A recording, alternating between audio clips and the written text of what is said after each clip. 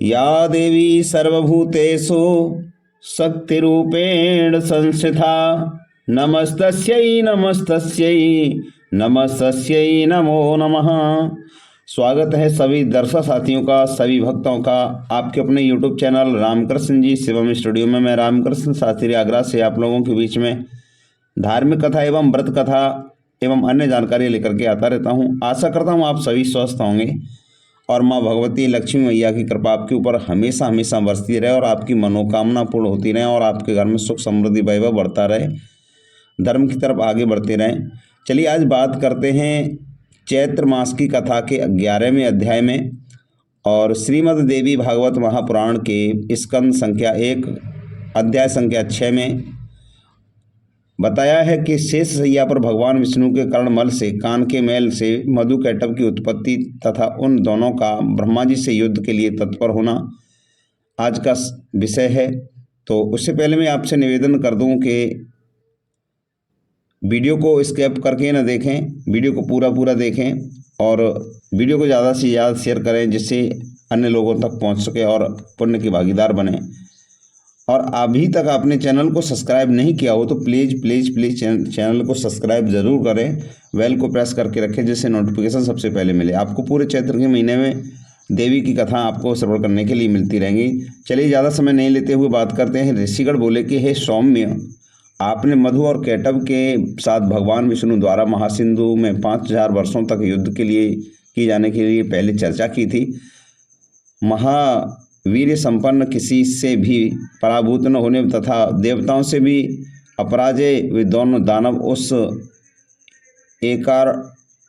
एकार्णव के जल में किससे प्रादुर्भूत हुए, वे असुर क्यों उत्पन्न हुए तथा भगवान के द्वारा उनका वध क्यों किया गया। हे महावते, आप यह परम अद्भुत आख्यान हमको सुनाइए। हम लोग यह कथा सुनने की इच्छुक हैं और आप अति प्रसिद्ध वक्ता हैं।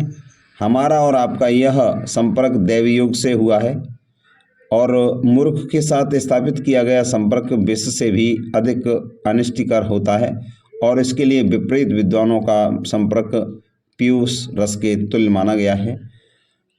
पशु भी जीवन यापन करते हैं और वे भी आहार ग्रहण करते हैं, मल मूत्र आदि का विसर्जन करते हैं और विषयासक्त होकर के इंद्रिय जन्य सुख की अनुभूति करते हैं, किंतु उनमें अच्छे बुरे का लेश मात्र भी ज्ञान नहीं होता तथा वे मोक्ष की प्राप्ति कराने वाले विवेक से भी रहित होते हैं।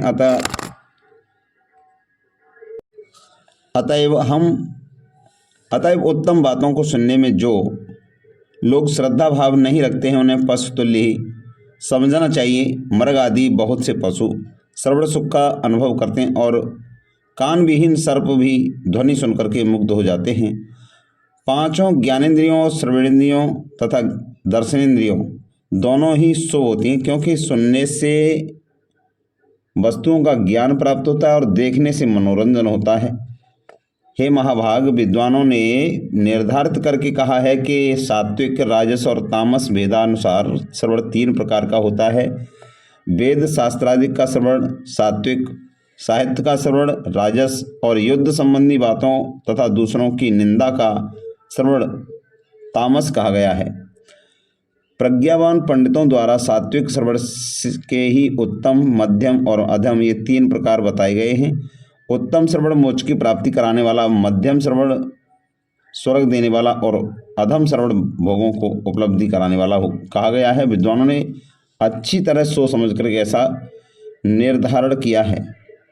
साहित्य भी 3 प्रकार का होता है। जिस साहित्य में स्वकीय नायिका का वर्णन हो वह उत्तम और जिस साहित्य में वेश्याओं का वर्णन हो वह मध्यम और तथा जिस साहित्य में पर स्त्री वर्णन हो वह अधम साहित्य कहा गया है।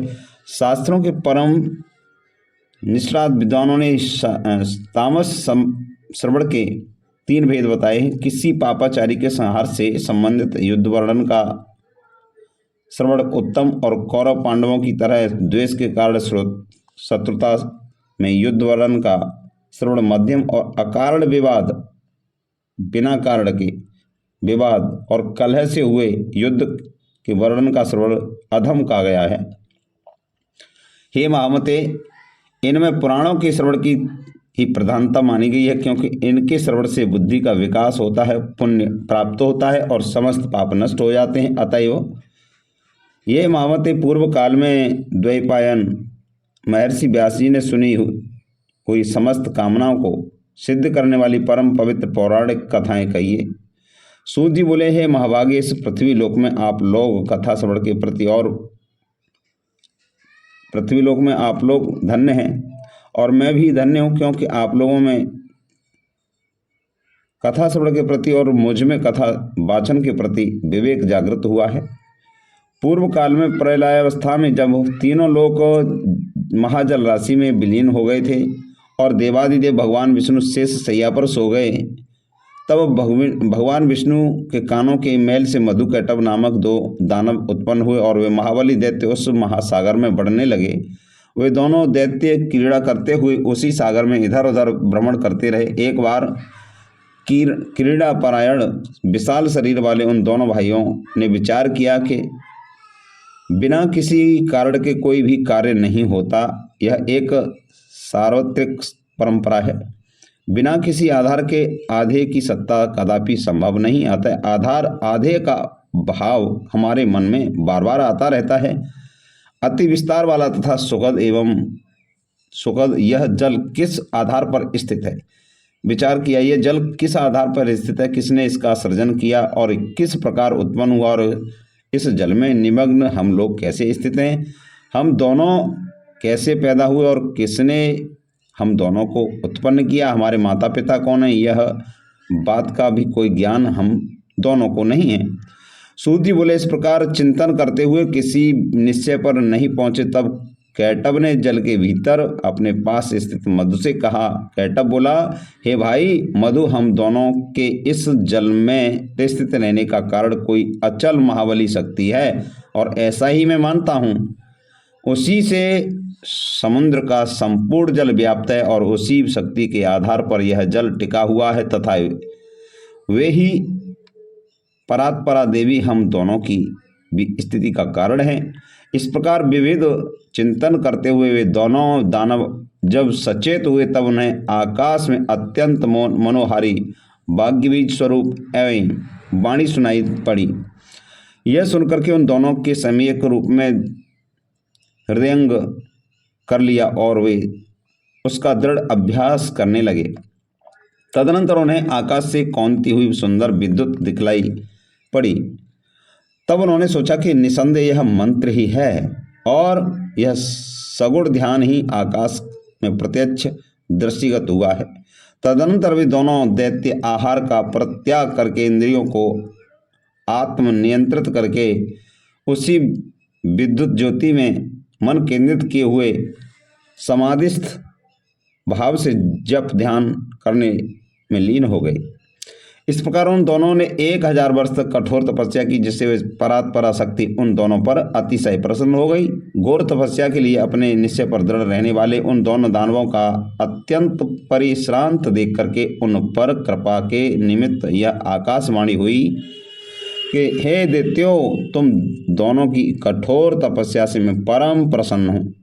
अतएव तुम दोनों अपना मनोवांछित वरदान मांगो, मैं अवश्य दूंगी। सूत जी बोले, तदनंतर उस आकाशवाणी को सुन करके उन दानवों ने कहा कि हे देवी, हमारी मृत्यु हमारे इच्छानुसार हो। हे सुब्रते, हमें आप यही वरदान दीजिए। वाणी ने कहा, हे दैत्यों, मेरी कृपा से तुम दोनों अपनी इच्छा से ही मृत्यु को प्राप्त होगे। दानव और देवता कोई भी तुम दोनों भाइयों को पराजित नहीं कर सकेंगे, इसमें संदेह नहीं है। सूत जी बोले कि भगवती ने ऐसा वरदान प्राप्त करके वे दोनों दैत्य मंदोमत होकर के मद में अहंकार में उस महासागर में जलचर जीवों के साथ क्रीड़ा तत्पर हो गए। हे विप्रो, कुछ समय व्यतीत होने पर उन दानवों ने संयोगवश जगतस्रष्टा ब्रह्मा जी को कमल के आसन पर बैठे हुए देखा। उन्हें देख करके युद्ध की लालसा से वे दोनों महाबली दैत्य प्रसन्न हो उठे और ब्रह्मा जी से बोले, हे सुब्रत, आप हम लोगों के साथ युद्ध कीजिए, अन्यथा यह पद्मासन छोड़कर आप अविलंब जहाँ जाना चाहें वहाँ चले जाइए, यदि आप दुर्लभ हैं तो इस शुभ आसन पर बैठने का आपका अधिकार कहाँ, कोई वीर ही इस आसन का उपभोग कर सकता है। आप कायर हैं, अतः अति शीघ्र इस आसन को छोड़ दीजिए। उन दोनों दैत्यों की यह बात सुनकर के प्रजापति ब्रह्मा चिंता में पड़ गए। तब उन दोनों बलशाली वीरों को देखकर ब्रह्मा जी चिंताकुल हो उठे और मन ही मन सोचने लगे, मन ही लगे कि मुझे ऐसा तपस्वी इनका क्या कर सकता है। मन ही मन सोचने लगे, मेरा जैसा तपस्वी क्या कर सकता है। तो ये विचार किया। तो आज की कथा यहीं तक विराम लेती है। मिलते हैं कल की कथा के साथ। तब तक के लिए जय माता दी, जय माता दी, जय माता दी।